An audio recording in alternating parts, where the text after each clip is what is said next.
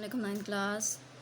क्या हाल है सबका। यूनिट नंबर 5 हम कंप्लीट कर चुके हैं। आज यूनिट नंबर 6 स्टार्ट करना है, जो क्या रहता है कुव्वतनमा और लोगरिथम।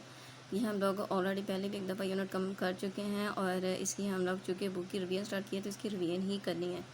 तो आज हम इसमें कुछ जज़र और मजदूर के बारे में पढ़ते हैं। जी 9th क्लास, जज़र और मजदूर का यहाँ पे जो कॉन्सेप्ट है, ठीक है, रिटन फॉर्म में तो इस तरीके से लिखा हुआ है, बट इसकी जो क्लियर डेफिनेशन है वो आप लोगों ने जो रिव्यू एक्सरसाइज है वहाँ से जो समरी है वहाँ से याद करनी है कि जज़र हमारे पास दरअसल कौन सी वैल्यू होती है। ठीक है, एक हकीकी अदद जज़र की अलामत के साथ जज़र कहलाता है।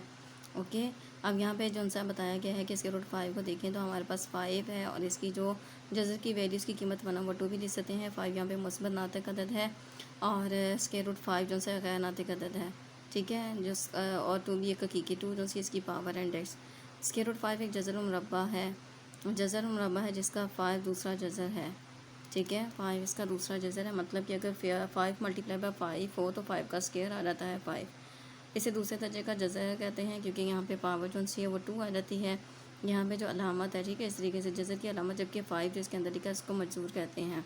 अब इसकी डेफिनेशन आप लोग देखें जी 9th क्लास, ये जो खुलासे में लिखी हुई है ना, यहाँ पे अगर स्क्वायर रूट n a गैर नातिक अदद हो जबकि ए एक नातिक अदद हो तो स्क्वायर रूट n a जज़री अलामत के साथ, यहाँ पे आप लोगों ने शामिल कर लेना है जज़री अलामत के साथ a का अनवा जज़र कहलाता है। जज़री अलामत के साथ लिखना लाजमी है जी 9th क्लास। यहाँ पे आप लोगों ने, ठीक है, मेंशन कर लेना कोमा लगा के जज़री अलामत के साथ ए का अनवा जज़र कहलाता है। तो ये आप लोगों ने जज़र की डेफिनेशन याद कर लेनी है। फिर आ जाता है अलामत के रूट n a, जज़र की अलामत कहलाती है जिसका इंडेक्स n है और हमारे पास इंडेक्स मतलब कि कुव्वत, ठीक है, कुव्वत क्या है। लाइक अगर मैं ये लिखती हूँ कि 1/2, अगर आप लोगों से पूछे कि इसकी कुव्वत क्या है तो 1/2 नहीं बल्कि 2 इसका ऑर्डर होगा। अगर हमारे पास है तो वो उसके रूट n a इसका मजदूर है, जो अंदर वैल्यू लिखी होती है वो मजदूर है। और इसके अलावा इनको जो इंग्लिश में कह देते हैं, इसको कह देते हैं जज़री अलामत वाले को रेडिकल और इसको कह देते हैं रेडिकल। इसको क्या कह देते हैं, रेडिकल। रेडिकल की डेफिनेशन करें, ठीक है, रेडिकल, और ये हमारे पास आ जाता है रेडिकेंड। ओके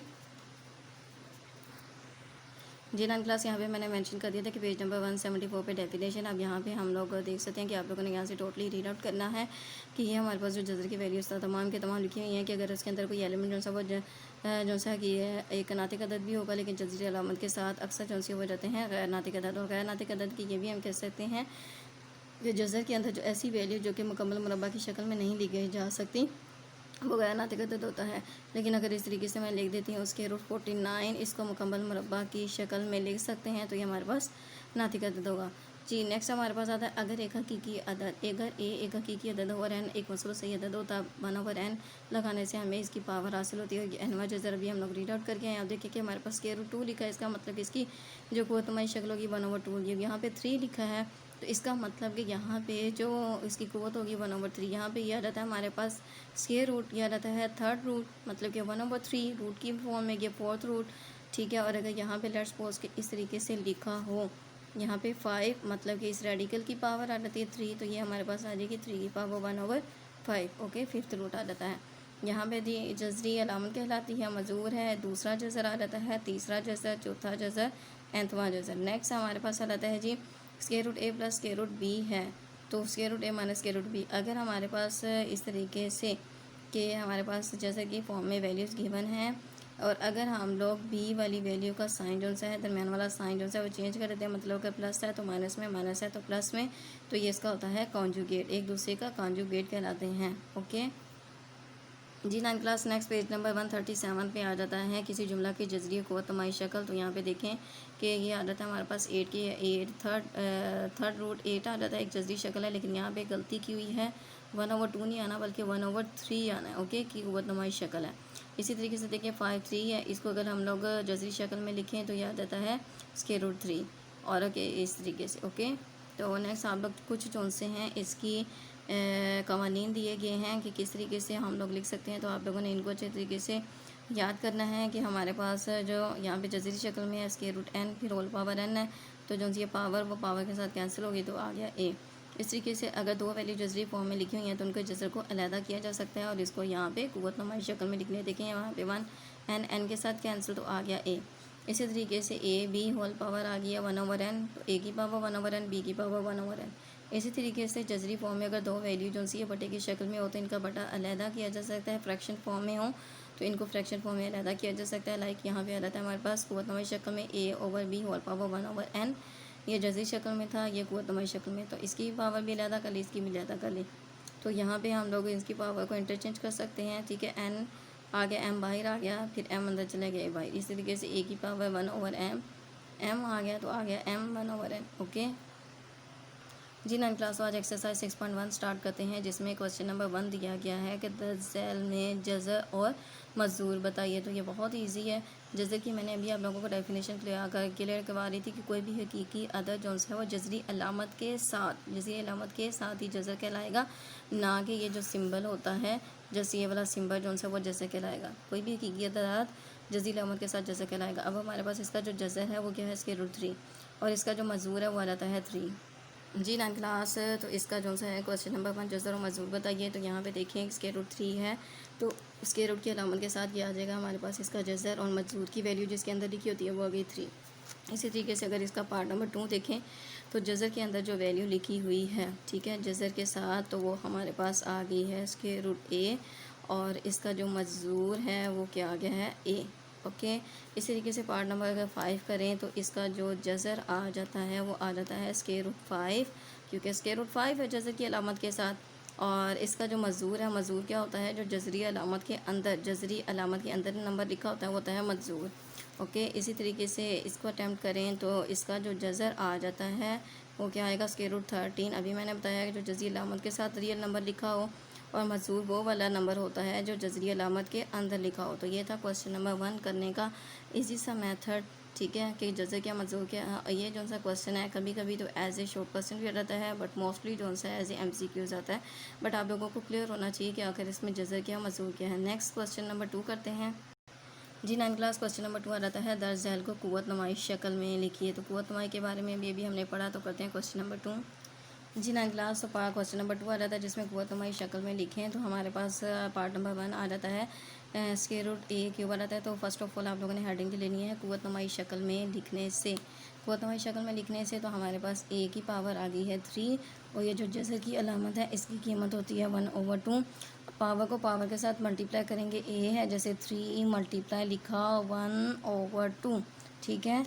3 को 1 के साथ मल्टीप्लाई करेंगे तो क्या आ जाता है 3/2। तो मैंने ये बहुत ही सिंपल सा मेथड आप लोगों को क्लियर करवा दिया। ओके तो आप लोगों ने क्लियर फॉर्म में आपको पता चल गया। अब इसका पार्ट नंबर 2 करते हैं। जी 9 क्लास, तो पार्ट नंबर 3 आ जाता है हमारे पास 5th रूट a की पावर 3 है। अब हेडिंग आप लोगों ने अगर जो सी है वो दे देनी है। तो कुव्वत नुमाई शक्ल में अगर हम इसको लेते हैं तो हमारे पास आ जाता है जी a की पावर 3 होल पावर है, 5th रूट है, तो रूट को हम लोग बटे की शक्ल में लिखते हैं, 1/5 आ गया। अब इसको 3 को a multiply 3 multiply by power के साथ हमेशा पावर क्या होती है मल्टीप्लाई, तो a की पावर 3 1 ज़ा 3/5। तो ये आ गया हमारे पास पार्ट नंबर 2 का आंसर।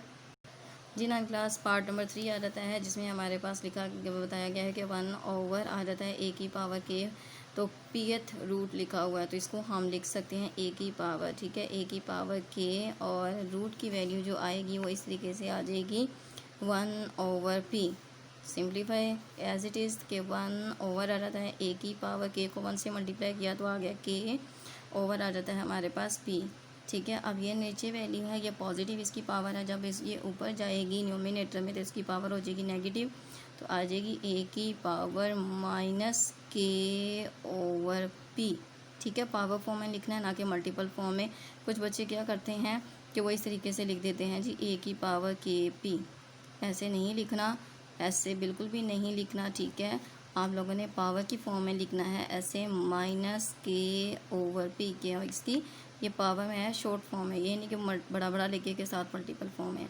नेक्स्ट क्वेश्चन करते हैं, इसका पार्ट नंबर 4 अब आप खुद करेंगे। जी 9 क्लास, नेक्स्ट हमारे पास जो इसका क्वेश्चन नंबर 3 आ जाता है, यहाँ पे लिखा हुआ जज़र की शक्ल में लिख के हल करेंगे। ये नहीं लिखा गया कि सिर्फ जज़र की शक्ल में लिखे, अगर सिर्फ ये लिखा होता कि जज़र की शक्ल में लिखे तो जस्ट इसको जज़र की शक्ल में लिखना था, जैसे अभी हम लोगों ने ये कुव्वत नुमाई में लिखा है। तो इसी अब इनको हम लोगों ने इस शक्ल में लिखा है, अब इनको इस शक्ल में लिखना है। तो यहाँ पे लिखा हुआ है कि जज़र की शक्ल में लिखें, जज़र की शक्ल में लिख कर हल करें, लिखना है फिर इसको हल करना है। तो क्वेश्चन नंबर 3 का पार्ट नंबर 1 करते हैं। जी नाइन क्लास को क्वेश्चन नंबर 3 का पार्ट नंबर 1 है। इसको हम लोगों ने सबसे पहले तो जज़र की शक्ल में लिखना है, फिर हल करना है। तो यहाँ पे जो 1/2 होता है, ठीक है, 1/2, तो ये हमारे पास जज़र की फॉर्म में इस तरीके से आ जाता है, ठीक है, इस तरीके से ये हमारे पास इसकी वैल्यू होती है। तो हम इसके लिखते हैं जी, सबसे पहले लिख लिया हम लोगों ने ये 1/2 को जज़री अलामत में चेंज कर दिया, ये आ गया हमारे पास 25 का अगर हम लोग एलसीएम लेते हैं तो 5 5 ज़ा 25, ठीक है, 5 5 ज़ा 25, 5 1 ज़ा 5। अब 5 जो सा वो 2 टाइम आ गया है, तो हम लोग लिख सकते हैं जी यहाँ पे 5 की पावर 2। अब 2 जो सी है इसके साथ जज़र के साथ कैंसिल, क्योंकि उसकी वैल्यू 1/2 थी, ठीक है, 1/2। इस तरीके से देखें 5 की पावर 2 और जज़र की जो वैल्यू उसकी वैल्यू थी 1/2, ये 2 इसके साथ कैंसिल, तो बच गया क्या हमारे पास जस्ट 5।